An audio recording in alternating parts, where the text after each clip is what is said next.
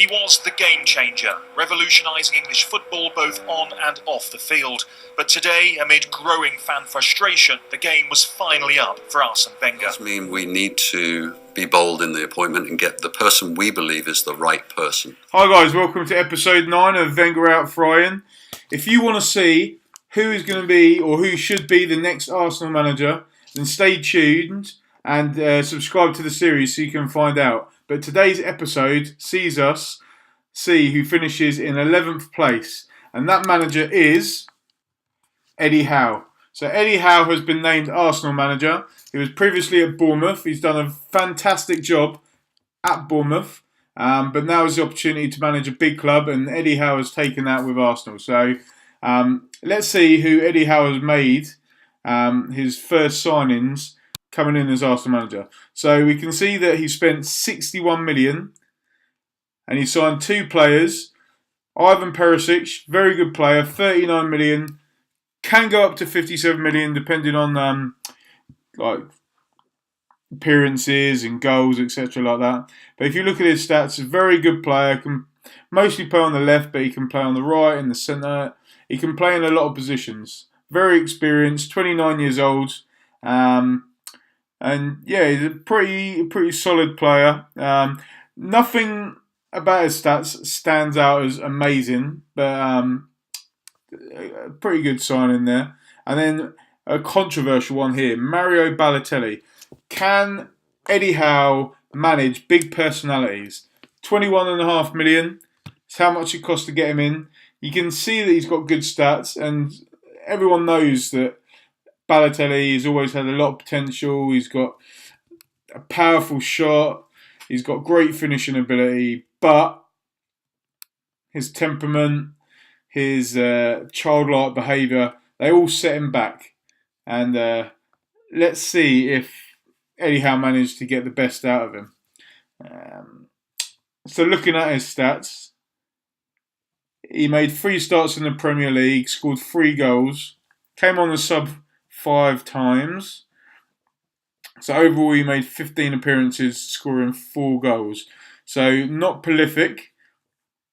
He was previously at Nice, scoring 21 in 41 games. And yeah, that's about it for the signings. Nothing really going out apart from Callum Chambers went to Leicester. 5.25 million, 8.5 million overall, depending on clauses. That's a bit of a bargain there for Leicester. Callum Chambers develops into a very good defender, and he is a pretty solid backup player in this first season in FM. So surprising they got rid of him. Already he's tripled in value. It's probably because of the amount of games that he's playing. So yeah, that is the transfers he's made. What tactics does Eddie Howe use? And again, it's similar to what he uses at Bournemouth. You got a 4-4-2. I can see this partnership up here being very prolific. You got Aubameyang and Lacazette, Perisic, Ozil, Xhaka, Mkhitaryan, the 4 across the midfield. You would have thought Xhaka would be the more of the deeper 2 out of him and Ozil, but Ozil looks like he's playing deeper. And then the typical back 4, Koscielny, Mustafi, Bellerin. Espina's in, but I don't know if there was injuries to check. So, as we can see from there, 4-4-2 formation used by Eddie Howe. How does it work with the players? So, we'll start by looking at who the top 3 players are for goals. As we go to the top, you can see those 2 frontmen with a pretty decent amount of goals between them. 38 goals in 52 appearances from Aubameyang and 31 goals in 56 appearances for Lacazette. So both of them had better than 1 and 2 games. And yeah, some fantastic returns there. Danny Welbeck again cropping up with plenty of goals, 13 there. So that's the top 3 goal scorers. Who created the most goals? So Mesut Ozil doing well again in that centre mid position. 21 assists for him.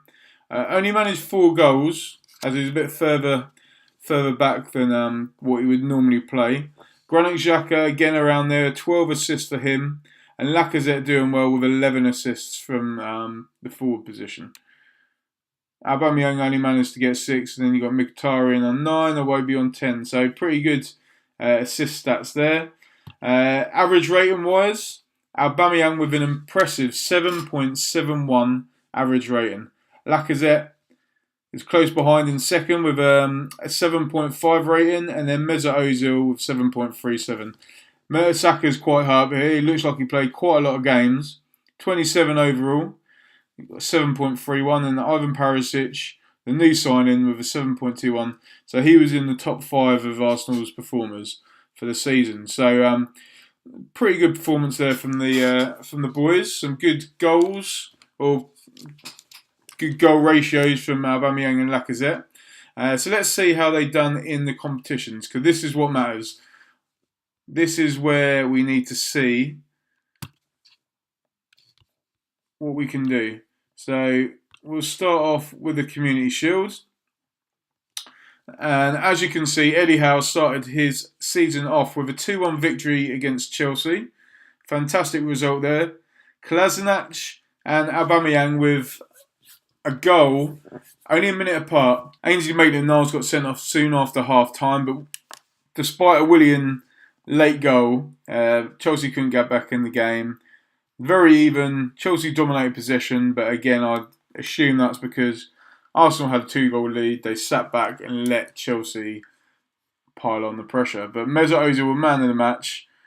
He created 5 key chances and set up a goal. Rob Holding with the other assist, so that was probably from a corner.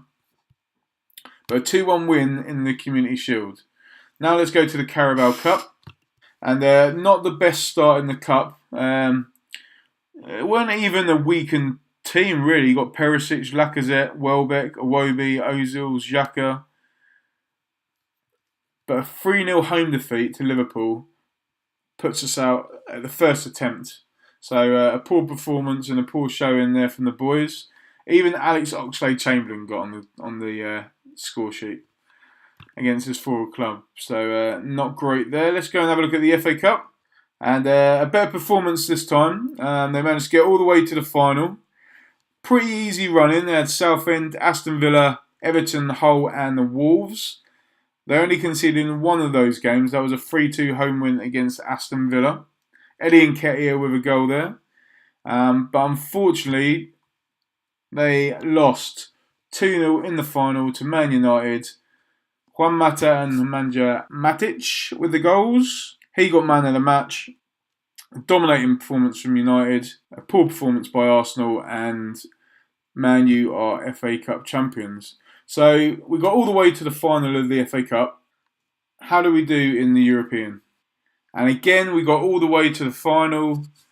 Unfortunately, this time we lost to Liverpool. We lost on penalties. Monreal got injured. Lacazette with a goal to give them the lead. But Salah with an equaliser 9 minutes after Lacazette's opener. And in the penalty shootout, Brewster scored for Liverpool. So Salah, it was quite a big... Well, it's 5-4 in penalties, but Salah, Chan and Van Dijk missed penalties. But for Arsenal, Lacazette, Mkhitaryan, Bellerin and Koscielny missed penalties. And then Iwobi, Welbeck and Ozil with the goals. But it weren't enough, and Liverpool sent Arsenal crashing out of Europe. Well, not really crashing out of Europe because it was in the final, but Liverpool won on penalties. We'll have a quick look at the run to the final. Pretty easy group. You've got PAOK, Zora and Partizan. Only conceded 1 goal in the group stages, which is a common theme in the game. Villarreal just scraped through there.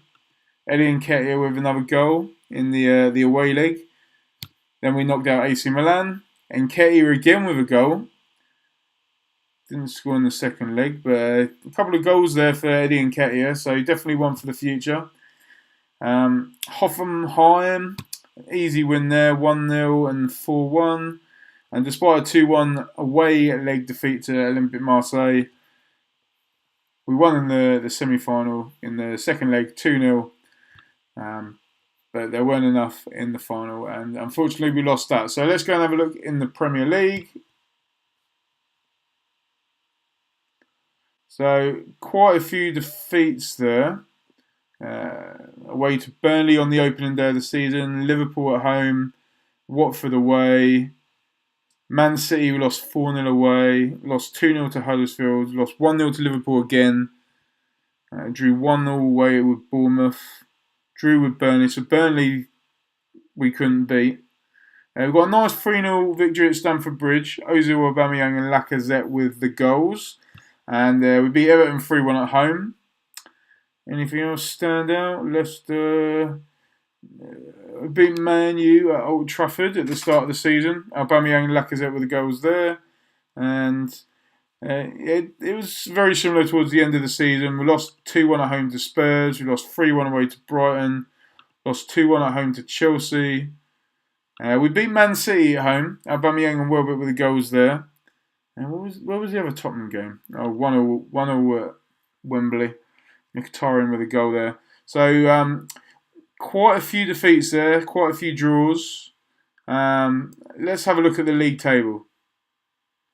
And as you can see, we finished outside the top four. Eddie Howe couldn't make it into the Champions League places, despite winning an impressive 24 games, 4 draws and 10 defeats. I say the 10 defeats with a downfall.